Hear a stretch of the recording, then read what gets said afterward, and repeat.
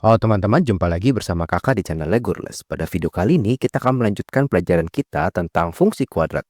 Di video kali ini kita akan belajar mengenai pengaruh diskriminan pada suatu persamaan atau grafik fungsi kuadrat.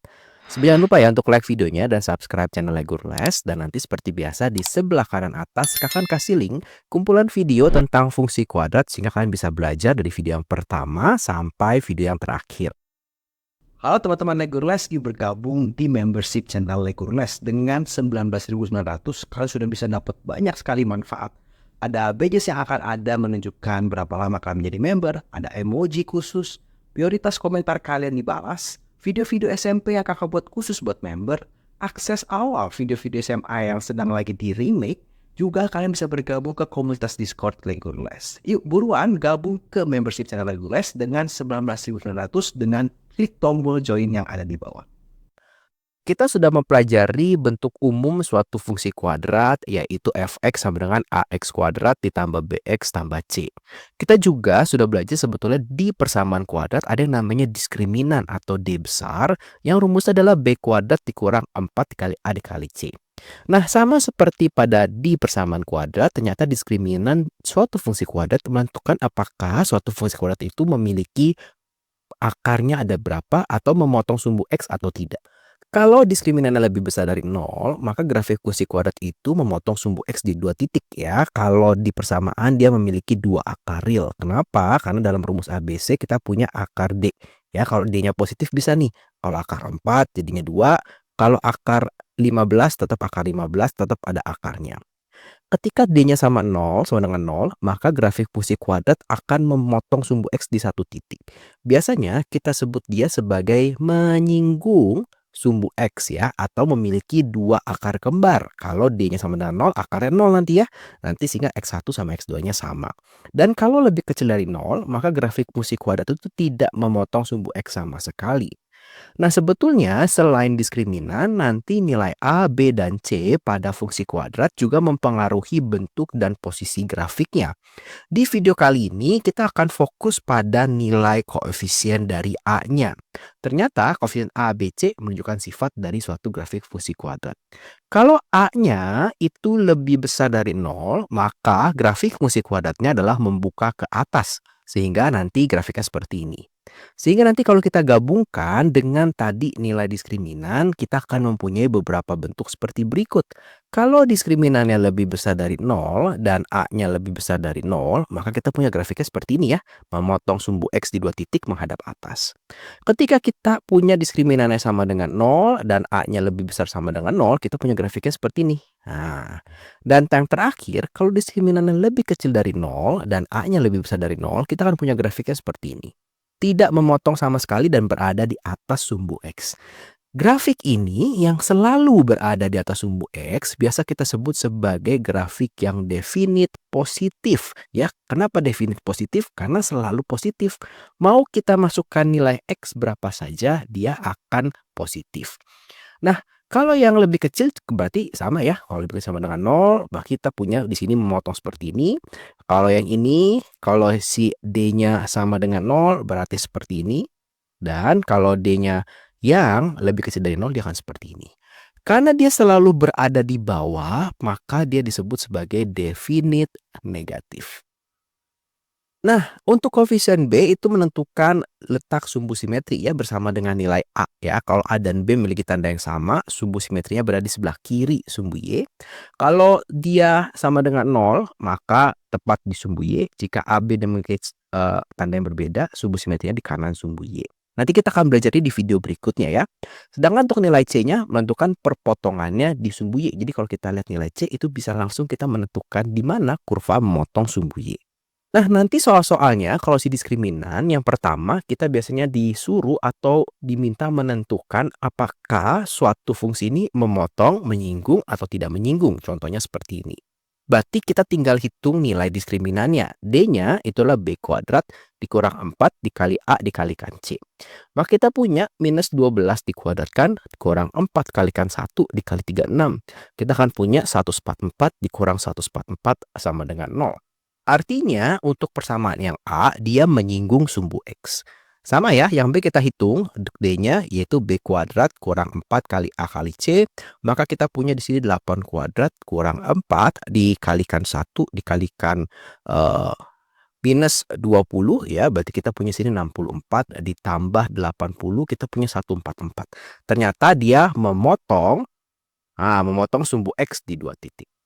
Bagaimana kalau yang C? Yang C juga sama nih kalau kita hitung ya. Ini adalah B kuadrat min 4 kali A kali C. Maka kita punya di sini min 6 kuadrat kurang 4 kali 1 dikalikan min 5.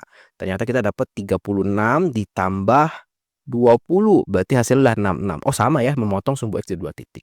Nanti kalau diskriminannya dapat lebih kecil dari 0 atau diskriminan dapatnya negatif 2, negatif 5, maka bisa kita katakan dia tidak menyinggung sumbu X.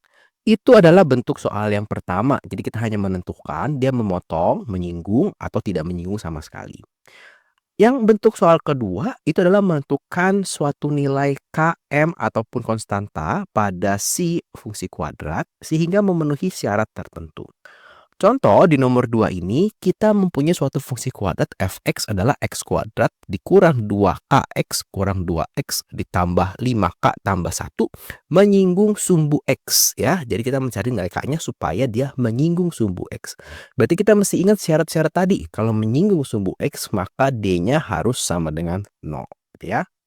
Nah, kita tentukan dulu nilai A, B, dan C-nya. Untuk nilai A-nya gampang 1. Untuk nilai B-nya kalau kita lihat di sini, kakak mau faktorkan si X-nya dulu.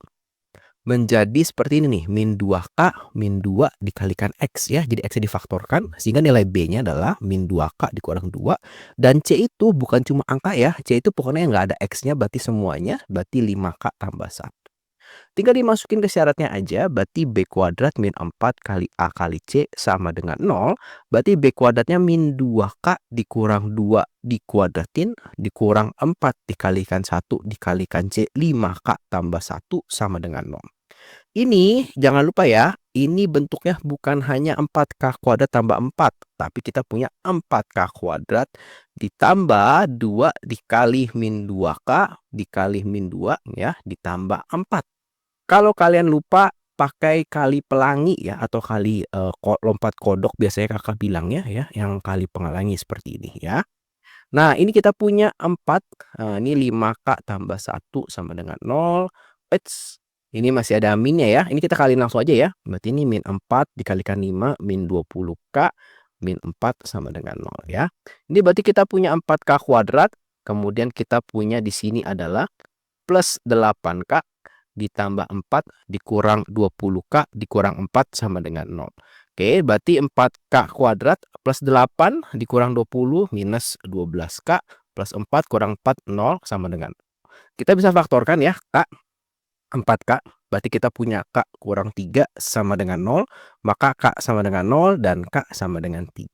Berarti K yang memenuhi ada 2 ya. Kalau K-nya 0 dan K-nya 3 itu bisa membuat si grafik fungsi kuadrat ini hanya menyinggung sumbu X ya. Atau memotong di satu titik saja. Nah, kita coba soal ketiga yang sedikit lebih sulit. Di sini sekarang A, B, dan C-nya semuanya ada variabelnya yaitu M.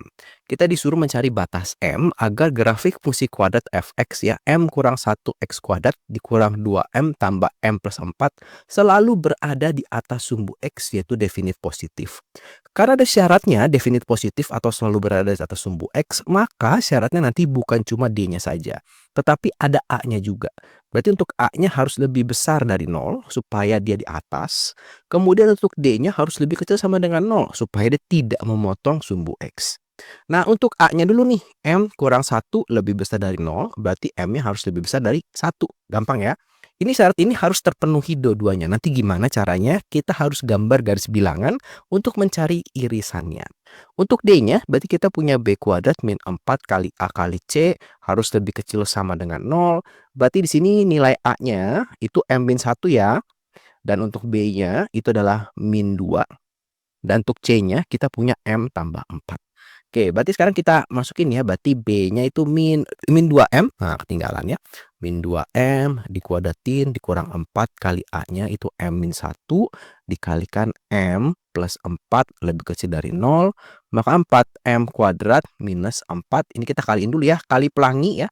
Berarti M kuadrat plus 4M min M plus min 4, nah, lebih kecil dari 0, maka 4M kuadrat, ini baru kali masuk, min 4M kuadrat plus, nah ini kita kan plus 3M ya, plus 3M dikaliin min 4 berarti kita punya minus 12M tambah 16 lebih kecil dari 0. Nah, ini boleh dicoret ya karena jadi 0.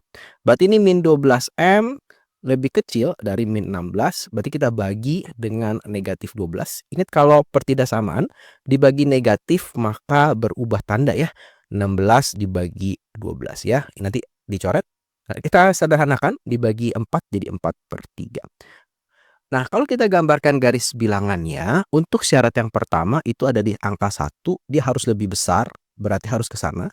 Yang kedua itu ada di 4/3 itu 1 lebih ya. Nah, ini juga harus ke sana juga. Nah, ini adalah 4/3 ya. Kalau kita lihat, kalau tadi yang satu kalau kita arsir itu yang seperti ini. Nah, yang merah. Sedangkan yang 4/3 kalaupun mau diarsir kita punya yang hijau.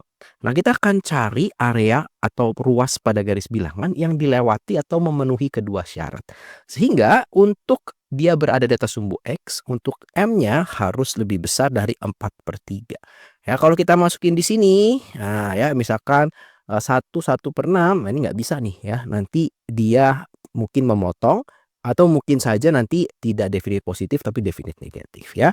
Jadi seperti itu ya. Jadi kalau ada definite positif syaratnya bukan hanya diskriminannya tetapi nilai A-nya juga harus diperhitungkan. Itu adalah contoh soalnya. Kakak kasih 3 latihan soal buat kalian. Latihan soal pertama itu menentukan berapa banyak akarnya atau apakah dia memotong sumbu X, menyinggung atau tidak sama sekali. Untuk yang nomor 2 itu untuk mencari jika kedua akarnya mau akar real ya. Dan yang ketiga, mencari batas M agar dia definite negatif. Silahkan dicoba dan tuliskan jawabannya di kolom komentar. Terima kasih buat teman-teman yang sudah menonton video ini. Selamat belajar. Kalau kalian merasa video ini bermanfaat, ayo dibagikan kepada teman-teman yang lain supaya semakin banyak yang merasakan manfaat dari channel Lego Rules. Jangan lupa like videonya, subscribe channel Lego Rules dan juga follow Instagramnya Lego Rules. Terima kasih, sampai jumpa di video-video berikutnya.